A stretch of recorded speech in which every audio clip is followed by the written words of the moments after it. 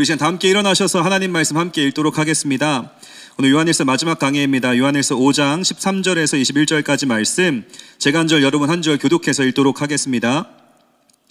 내가 하나님의 아들의 이름을 믿는 너희에게 이것을 쓰는 것은 너희로 하여금 너희에게 영생이 있음을 알게 하려 함이라.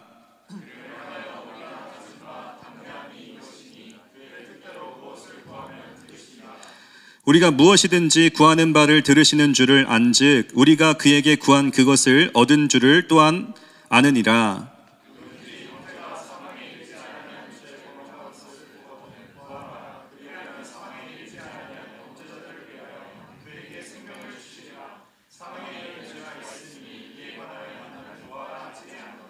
모든 불의가 죄로 돼 사망에 이르지 아니하는 죄도 있도다.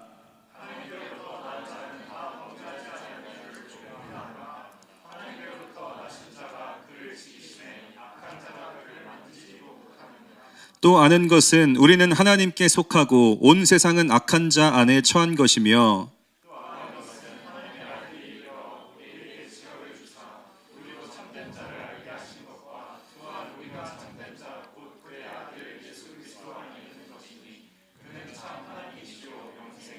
함께 읽겠습니다. 자녀들아 너희 자신을 지켜 우상에게서 멀리하라. 아멘. 앉으시겠습니다. 미국의 기독교 단체인 바나 리서치 그룹이라는 이 단체가 있습니다. 보통 이 미국 교회의 현실과 어떤 리서치를 통하여서 통계를 나타내는 그룹입니다. 이들이 조사한 바에 따르면 본인을 그리스도인이라 말하면서 주일 예배에 참석하지 않는 성도의 수가 20%가 된다고 합니다. 내가 예수는 믿지만 교회에 나가지 않는다가 20%입니다. 아마 팬데믹 후에는 이 수치가 훨씬 더 높아졌을 것입니다. 또 그 통계에 따르면 본인을 그리스도인이라고 말하면서 일주일 동안 한 번도 기도하지 않는 수는 25%가 된다고 합니다. 또 일주일 동안 자신을 그리스도인이라 말하면서 가정에서 성경책을 한 번도 펴지 않는 수는 35%가 넘는다고 합니다. 또 40%의 성도들이 헌금 생활을 하지 않고 있다고 답하였고 75%의 성도들은 교회 사역에 어떤 것도 인볼브되어 있지 않다라고 대답하였습니다. 또 85%들은 불신자 친구들을 교회에 데려와 본 적이 한 번도 없다라고 답을 하였습니다. 근데 놀라운 것은 100% 그 설문지에 답하였던 모든 100%는 나는 천국에 갈 것이다라는 확신을 가지고 있다라고 체크를 한 것입니다. C.S. 루이스가 썼던 스크루테이프의 편지라는 책을 보시면 사탄이 이 시대의 이 성도들을 무너뜨리기 위한 31개의 전략들이 기록되어 있는 내용을 볼 수 있습니다.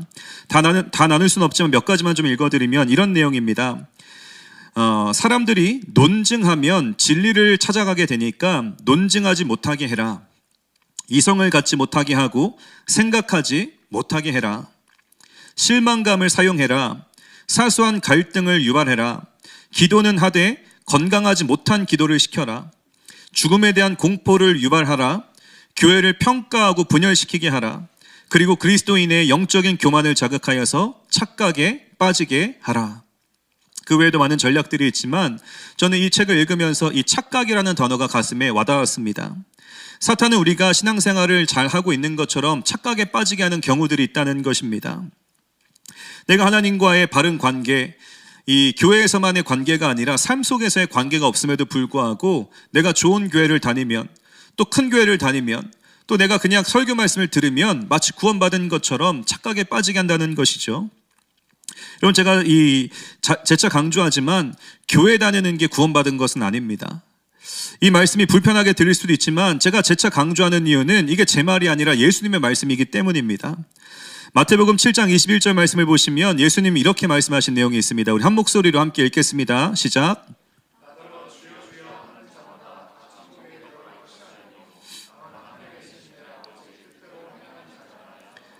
그럼 주여 주여 외치는 사람들은 누구입니까? 교회 밖에 있는 사람들이 아니라 성전 안에 있던 사람들이었습니다. 그러나 아무리 너희가 주여 주여 외치고 성전 안에 있다고 할지언정 그걸로 너희가 천국에 들어가는 게 아니다. 하나님의 뜻을 행하는 자들, 하나님과 연합된 자들, 그분과 동행하는 자가 천국에 들어가는 것이다 라고 말하고 있습니다. 우리가 주님의 이름을 외치고 기도하고 찬양하고 사역하고 봉사하고 선교하는 것 다 좋은 것들이죠. 그러나 우리가 프로그램에 참여한다고 우리가 다 하나님과 바른 관계를 맺은 것은 아닙니다. 하나님과의 인격적인 관계, 재차 강조하지만 우리 뉴스홈교회 멤버십 가졌다고 다 하나님 나라 가는 것이 아니라 주님과의 릴레이션십, 그분과의 친밀한 관계에 들어가야 이 모든 것들이 유익이 되는 것이지, 그분과의 관계도 없이 그냥 프로그램만 덜컥 신청한다고 우리의 믿음이 좋아지는 것은 아니다라는 것을 기억해야 됩니다. 사도 요한이 편지를 썼던 요한일서를 썼던 이유는 바로 여기에 있습니다. 이 편지는 세상 밖에 있는 사람들이 아니라 교회 안에 앉아있는 성도들, 그리고 이제 본인이 곧 세상을 떠나고 이 땅에 남을 다음 세대 교회들을 향하여 편지를 쓴 것입니다. 어떤 목적으로 편지를 쓴 것일까요? 교회 다닌다고, 성전 안에 있다고 너희가 다 구원받은 것이 아니라 하나님과의 친밀한 관계가 필요하다. 이것을 알아야 되기 때문에 내가 너희에게 마지막 편지를 쓰는 것이다라고 요한일서를 우리에게 준 것입니다. 그래서 먼저 13절 말씀을 보시면 사도 요한이 말합니다.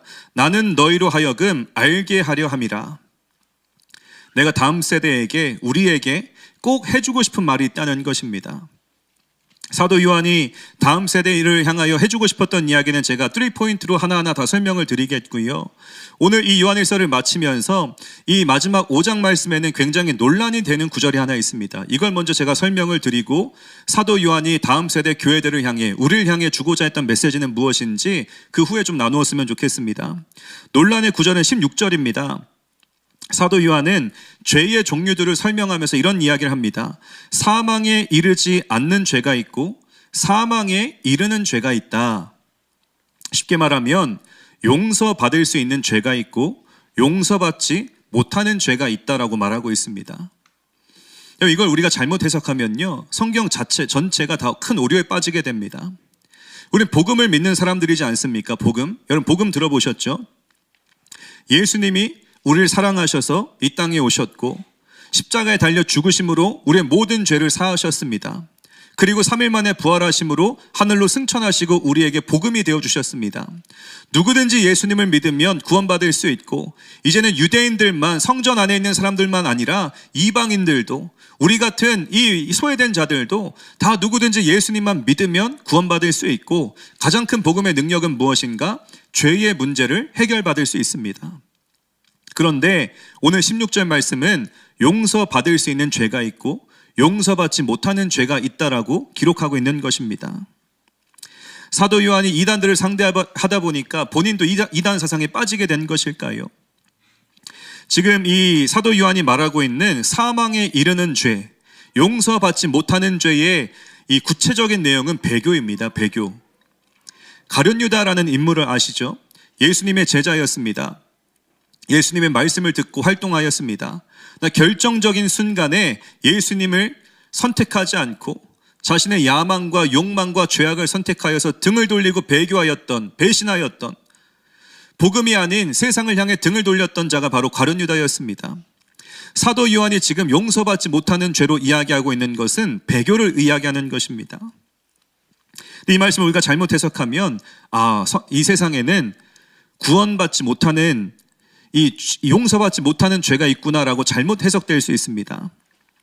여러분 다시 16절 말씀을 보시면 사도 요한은 예수님의 은혜를 맛보고도 의도적으로 배교한 자들은 그들을 위해서 나는 기도조차 하지 않을 것이다 라고 말하고 있습니다. 그런데 이 말씀은요, 이런 뜻입니다. 예수님의 죄가 씻지 못하는, 예수님의 피가 씻지 못하는 죄가 있다는 것이 아니라 그 예수님의 이 용서하심을 받아들이지 않는 그 선택. 주님은 용서하기로 결정하셨지만 중요한 그 순간에 예수님을 선택하지 않는 그 죄가 문제가 된다는 것을 말해주고 있는 것입니다.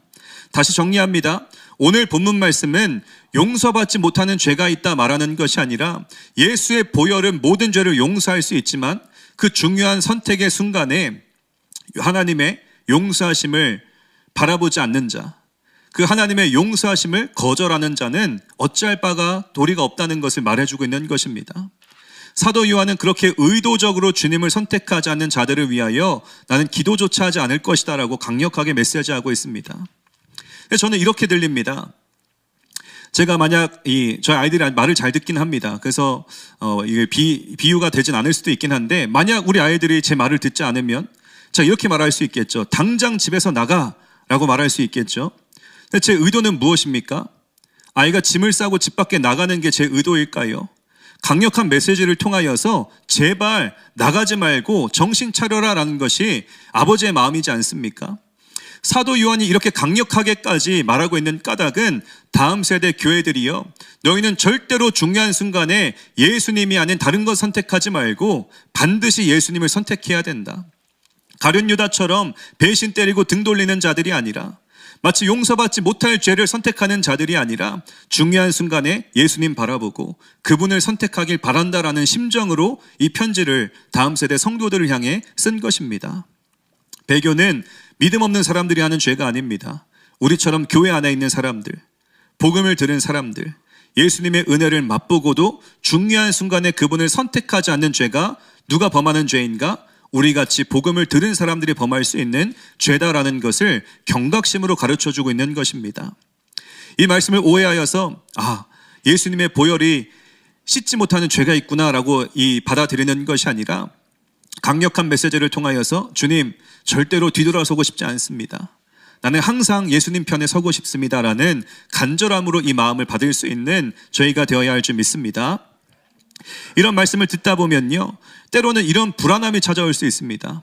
정말 중요한 순간에 내가 배신 때리면 어떡하지? 마지막 시대에 핍박이 찾아오고 어려움이 찾아온다고 하는데 나 그 중요한 순간에 예수님 선택하지 않으면 어떡하지? 그런 불안함과 그런 어떤 우리 마음의 연약함이 찾아올 수 있지 않습니까? 그런데 사도 요한은 14절 말씀을 통하여서 이야기합니다.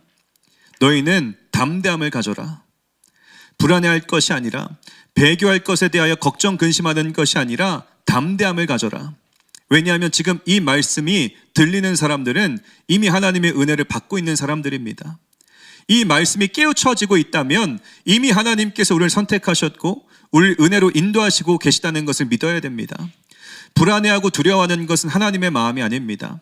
말씀을 통하여 위로를 받고 힘을 얻고 용기를 얻어서, 주님, 그렇죠, 나는 죄인이라 항상 언제든지 배교할 수 있는 연약한 사람이지만 나는 당신을 믿습니다. 당신이 나를 지켜주실 것이고 나와 함께 하실 것을 믿기 때문에 더 이상 두려워하지 않고 말씀을 통하여 담대함을 가지고 주님 앞에 서겠습니다. 이 믿음을 부어주시기 위하여 하나님께서 우리 공동체 가운데에 요한일서 말씀을 선포케 하신 줄 믿습니다. 주님의 말씀을 통하여서 더 이상 나같이 연약한 사람은 주님을 배신할 거야 라는 두려움에 사로잡히는 것이 아니라, 주님, 나는 연약하지만 당신의 복음을 통하여 당신의 능력을 통하여 담대하게 서겠습니다. 그 믿음으로 이 말씀을 받을 수 있는 저희가 되었으면 좋겠습니다. 이 담대하라라는 헬라어 원문은 파레시아입니다. 파레시아. 흔들리지 마라. 흔들리지 마라. 진실함 앞에 선포하라. 비굴하지 말고 타협하지 말고 뒤돌아서지 말라라는 뜻이 파레시아입니다. 우리는 연약하여 비굴하게 뒤돌아설 수 있지만 하나님이 말씀을 통하여 우리를 붙잡아 주시면 우리는 담대하게 파레시아, 그분 앞에 믿음으로 서게 하실 줄 믿습니다.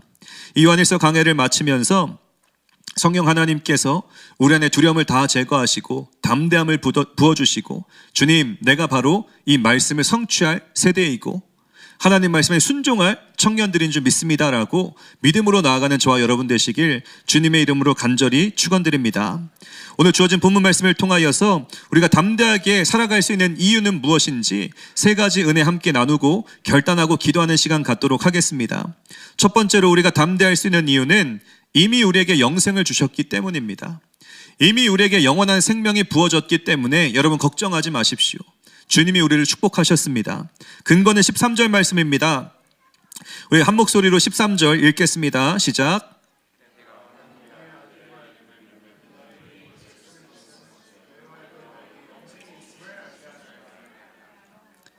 예수님은 우리에게 영생을 주신 분이십니다.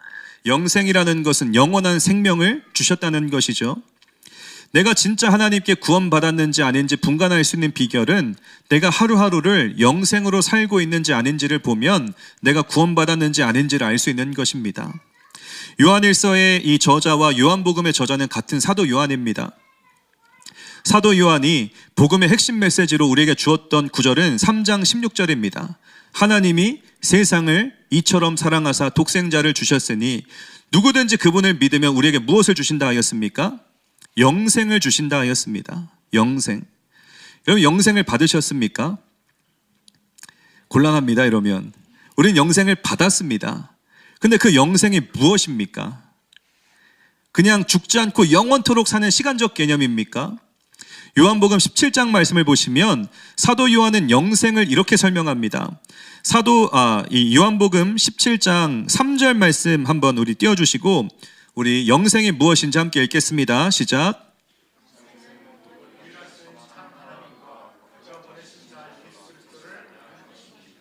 영생은 시간적 개념이 아니라 관계적 개념입니다. 영생을 받았다라고 하는 것은 영원토록 이 시간을 산다라는 개념이 아니라 영생을 받았다는 것은 이제부터 주님과의 관계가 형성되었고 그분과 함께 살아가게 되었다라는 것이 영생의 개념입니다. 여러분 손흥민 선수 잘 아시죠? 제가 어려서부터 흥민이 알았던 거 여러분 아십니까? 91년생 우리 흥민이가 이제 아버지와 함께 축구 이 연습을 계속하다가 이 유명한 선수 된 거 아닙니까? 우리 흥민이가 축구할 때마다 이 이어폰 꽂고 듣는 노래 BTS 노래라는 거 아시나요? 우리 흥민이가 왜 웃으시죠? 팩트입니다. 흥민이가 제일 좋아하는 음식이 뭔지 아십니까? 자신이 엄마가 해주는 닭갈비를 제일 좋아합니다. 저는 이 모든 내용을 다 구글에서 배웠습니다. 이것은 개념적 이 관계죠. 저는 흥민이를 잘 알지만 안타깝게도 흥민이는 저를 모릅니다. 이게 이 개념적 관계입니다. 그냥 지식적 관계. 그런데 저는 제 아내를 잘 압니다.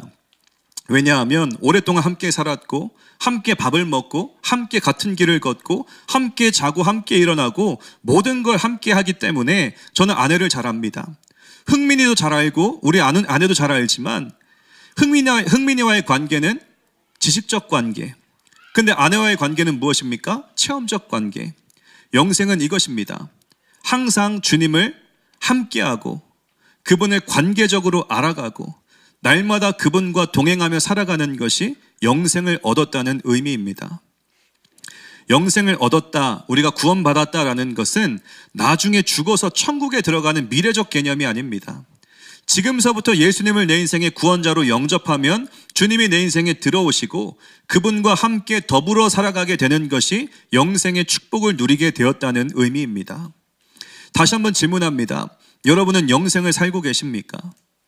여러분은 살아계신 하나님, 우리의 구원자 되시는 예수님과 날마다 모든 순간 함께하고 있는지를 돌아볼 수 있는 그런 시간이 되었으면 좋겠습니다.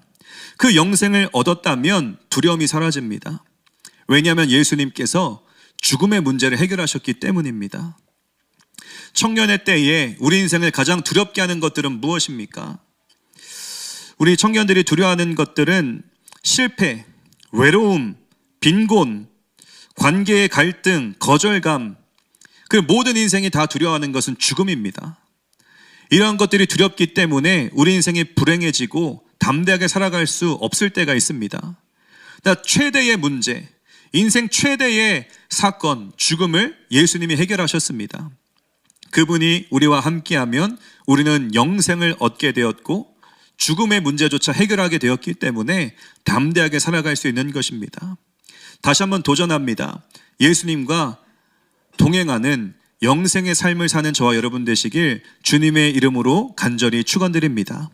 그분을 성경 속에 담아두고 일주일에 한 번 교회에 나와서만 듣는 정도의 예수가 아니라 내 인생에 함께 하시는 예수님, 예수님 때문에 나의 버릇도 고치고 언어도 고치고 삶의 방향도 바꾸고 그분 때문에 내 인생이 그분 때문에 기뻐질 수 있는, 담대할 수 있는 은혜를 누리시기를 축복합니다.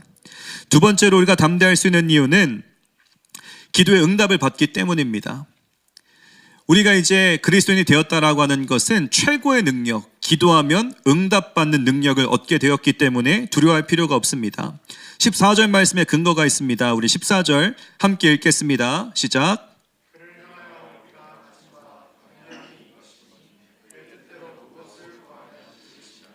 사도 요한이 도전합니다. 담대해라. 왜냐하면 너희가 기도하면 그분이 응답하시기 때문이다. 우리 그리스도인들이 가진 최고의 능력은 기도하며 응답받는 능력입니다. 우리가 담대히 기도할 때에 주님은 다 들으시겠다 말씀하십니다. 그 15절 말씀을 보시면 더 소망이 되는 구절이 있습니다.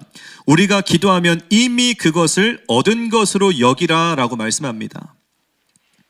너희가 기도하는 것은 이미 응답받은 줄 알라라고 말씀하신 것입니다. 제 LA에서 사역할 때에 제 LA 교회 담임 목사님이 이제 연세가 많으시죠. 70세가 훨씬 넘으셨는데 이제 수능을 보시고 감사 헌금을 드렸다고 합니다. 아직 수능 점수도 안 나왔고 대학교 발표도 안 나왔는데 이 합격 감사 헌금을 먼저 드렸다고 합니다. 그냥 이제 믿어버린 거죠. 나는 합격할 것이다. 최선을 다해 노력했고 기도하면 주님 도우시겠다라는 마음으로 이제 그런 헌금을 드렸다라고 간증해 주신 적이 있습니다. 뭐 제가 이제 기도하면 나의 뜻이 다 이루어진다 이런 말을 하는 것은 아니고요. 그분 안에 있는 믿음, 하나님이 기도하는 자에게 응답하신다라는 믿음을 말씀해 주신 것이 기억이 났습니다. 근데 여러분, 기도의 응답에는요 크게 4가지 종류가 있습니다. 기도는 내가 원하는 뜻만 이루어지는 것이 아니라 하나님의 선하신 뜻이 4가지 유형으로 이루어지게 되어 있습니다. 첫 번째 기도 응답은 무엇일까요? 예스이죠. 나의 뜻과 하나님의 뜻이 일치한다면 주님은 지체하지 않으십니다. 하나님 반드시 그 기도에 응답하십니다. 두 번째는 노입니다. 아직 하나님의 때가 되지 않았고 그것이 나에게 하나님보다 더 좋은 것으로 유혹될 수 있다면 하나님은 그 위험한 것을 우리에게 주지 않고 노라는 응답을 주실 수도 있습니다. 세 번째는 웨이트입니다. 기다려라. 주님, 당장 이게 이루어지면 좋겠습니다. 근데 나의 때에 그것이 이루어지지 않을 때가 많죠. 왜 그러겠습니까? 그 기다림을 통하여서 하나님께서 우리에게 주시고자 하는 메시지가 있기 때문입니다. 네 번째는 사일렌스입니다. 침묵. 예레미야 애가라는 책을 보시면 예레미야 선지자가 계속 기도하죠. 주님 응답하셔야 됩니다. 주님 역사하셔야 됩니다. 그러나 예레미야 애가서를 보면 하나님은 아무런 말씀도 하지 않으십니다. 침묵. 시간이 지난 후에 예레미야가 어떻게 반응합니까? 하나님이 아무런 말도 하지 않자 혼자 북치고 장구치고 화를 냈다가 회개했다가 결국 하나님이 누구를 고치십니까? 그 기도의 대상을 고치는 게 아니라 예레미야를 고치십니다. 하나님께서 침묵이라는 응답을 주시는 까닭은 우리 안에 해결돼야 될 문제가 있기 때문에 하나님께서 그 시간을 갖게 하시고 우리를 새롭게 고치시기 위하여 침묵이라는 응답을 주실 때도 있다는 것을 기억해야 됩니다. 근데 오늘 본문 말씀을 보시면요, 하나님께서 반드시 응답할 수밖에 없는 기도가 있다는 사실을 알 수 있습니다. 다시 16절 말씀을 보시면 누구든지 형제가 사망에 이르지 아니하는 죄 범하는 것을 보거든 구하라. 그리하면 사망에 이르지 아니하는 범죄자들을 위하여 그에게 생명을 주시리라. 좀 어렵게 쓰여 있지만 이것입니다. 죄를 지은 자를 위해 기도해라. 그를 위해 기도하면 간구하면 내가 듣겠다. 그리고 그에게 내가 생명을 주겠다라고 말씀하십니다. 정리합니다. 하나님께서 반드시 응답하시는 기도는 영혼 구원의 기도입니다. 왜냐하면 그것은 하나님의 마음이고 그 마음으로 기도할 때에 하나님은 하나님의 때에 그 영혼을 구원하기로 작정하시고 그 영혼을 반드시 생명 주시고 새롭게 하시는 분이신 줄 믿습니다. 영혼들을 위해 기도하는 기도는 반드시 응답됩니다. 누군가를 품고 내가 대신 회개하고 내가 대신 그 주님께 간절히 나아가면 하나님은 하나님의 때를 예정하십니다. 그리고 우리가 생각하지 못한 방식으로 찾아오셔서 반드시 그 영혼의 마음을 만지시고 주님의 역사가 일어나기 시작합니다. 왜 이런 기도가 응답되는가? 이 기도는 예수님을 닮은 기도이기 때문입니다. 예수님은 매일 아침마다 겟세마네 동산에 올라가 기도하셨습니다. 성경에 그 기도가 어떤 내용이었는지 다 자세히 기록되어 있지 않지만 예수님이 행하신 클라이맥스 사건을 보면 예수님이 날마다 아침마다 무엇을 위해 기도하셨을지 단번에 알 수 있습니다. 예수님의 기도 제목, 예수님의 새벽 기도 리스트에는 우리가 있었을 것입니다. 주님, 저 영혼들을 용서하시고 저 영혼들을 불쌍히 여기시고 저 영혼들을 구원하여 주십시오. 열방을 구원하시기 위하여, 영혼들을 구원하시기 위하여 예수님은 땀방울이 핏방울이 되기까지 겟세마네 동산에 날마다 새벽에 올라 기도하셨던 것입니다.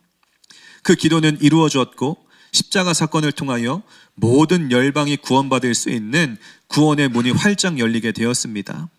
우리가 많은 제목들을 가지고 기도할 수 있겠죠.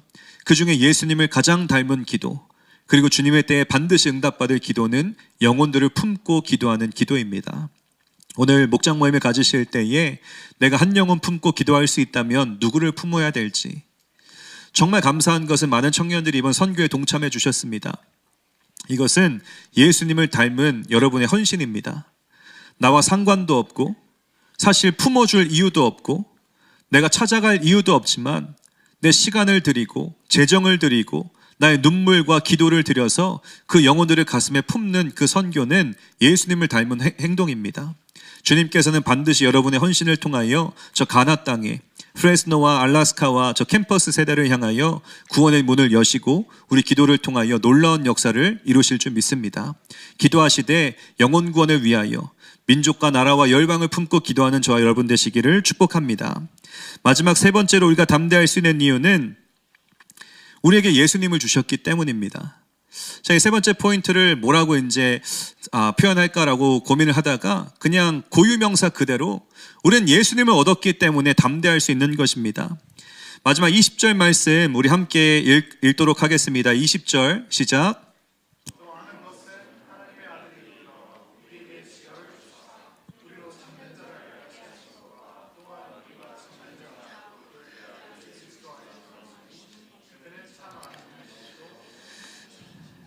이제 예수를 얻었다라는 표현을 좀 고민하다가 원래는 이 해답을 얻었기 때문이다 또는 능력을 얻었기 때문이다 라고 표현할까 하다가 그냥 직관적으로 우리는 예수님을 얻었기 때문에 담대할 수 있는 것입니다.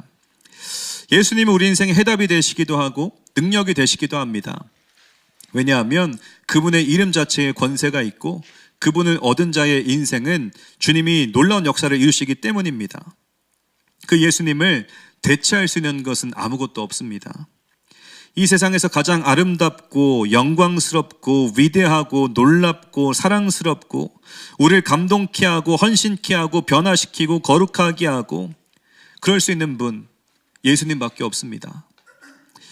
실제로 예수님의 제자들의 삶을 보면 제자들의 삶에 예수님이 아닌 다른 무언가가 있었을 때에는 그들에게 두려움이 있었습니다. 그런데 그들에게 십자가 사건 후에 제자들의 인생에 예수님이 전부가 되기 시작했을 때부터는 두려움이 사라집니다. 담대하기 시작합니다. 그리고는 세상을 이기는 제자들이 되었습니다. 우리가 한평생 소망할 것이 있다면 이 싸움이겠죠. 내 안에 정말 예수님 전부가 되길 원합니다. 특별히 청년의 때에 주님 내가 그거 반드시 경험해보고 싶습니다. 하나님도 사랑하고 세상도 사랑하는 양다리 신앙이 아니라 정말 예수님이 내 인생의 전부가 되어주시는 그 은혜를 이 청년의 때에 반드시 한 번쯤은 경험해보고 싶습니다. 그런 고민을 갖는 저희가 되었으면 좋겠습니다. 많은 이 교회 안에 있는 청년들이 이런 걱정을 합니다. 예수님께 내 삶을 드려버리면 내 인생 잘못되면 어떡하지? 내가 원하는 것 이루지 못하고 살면 어떡하지? 예수님께 괜히 헌신했다가 나의 것을 다 거두시고 내가 원하지 않는 일들을 행하시면 어떡하지? 이건 걱정할 필요도 없는 겁니다. 맛보아 알면 이것은 걱정했던 내가 얼마나 부족하고 미련했는지를 알게 될 것입니다. 예수님을 구하면, 예수님께 삶을 드리면 세상에 줄 수 있는 그 무엇보다 더 귀한 예수님 자기 자신을 우리에게 주십니다. 그분이 우리에게 임하면 먼저는 성령을 주시죠. 세상을 이기게 합니다. 하나님 나라를 주십니다. 세상과 비교할 수 없는 가치를 주시는 겁니다. 그리고는 영생을 주신다 하였습니다. 여러분 우리가 원하는 것 다 이루어도 생명 잃으면 다 끝인 거 아닙니까? 근데 영생을 얻으면 우리 인생에 그 무엇과도 비교할 수 없는 놀라운 축복을 누리게 되는 것입니다. 다시 한번 도전합니다. 우리 청년의 때에 가장 중요한 것, 여러분 인생에 가장 중요한 건 무엇입니까? 그것은 아무리 귀한 것이라 할지라도 예수님과 비교할 수 있는 것은 아닙니다. 예수님이 가장 좋은 분이시고 예수님이 가장 위대하시고 놀라우시고 우리 인생을 새롭게 하시며 우리 인생에 이 비교할 수 없는 풍족한 은혜와 풍족한 사랑을 주시는 분 오직 예수님 뿐이라는 것을 기억할 수 있는 저희가 되었으면 좋겠습니다. 이전에는 제자들이 예수님도 품고 야망도 품었을 때에는 인생이 초조하였습니다. 내 자리 뺏기면 어떡하지? 인기가 떨어지면 어떡하지? 사람들이 나를 미워하면 어떡하지? 온갖 두려움 투성이었죠. 근데 성령 받은 제자들이 예수님께 전부 삶을 드리기 시작합니다. 그때부터는 사도행전 28장 31절을 보시면 제자들의 이 행태가 달라집니다. 사도행전 28장 31절 함께 읽겠습니다. 시작.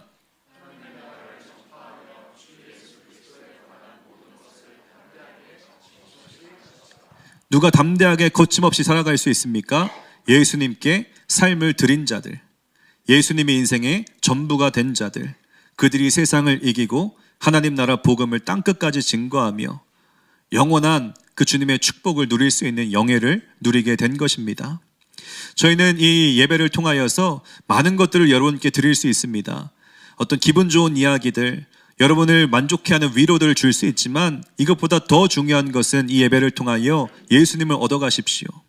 뉴송교회에 왔다면, 우리 마라나타 공동체에 왔다면 가장 존귀한 가치는 예수 그리스도, 그분이 내 인생의 전부가 될 때에 우리 인생의 두려움이 사라지고 거침없이 담대하게 하나님 나라를 위해 살아갈 수 있는 영예와 특권을 누리게 하신다. 주님, 내가 청년의 때에 그 예수님 원합니다. 내 마음에 전부가 되어주시고 내 삶을 통치하시고 내 인생의 이 왕이 되어주십시오. 고백하는 저와 여러분 되시길 주님의 이름으로 간절히 축원드립니다. 기도하겠습니다.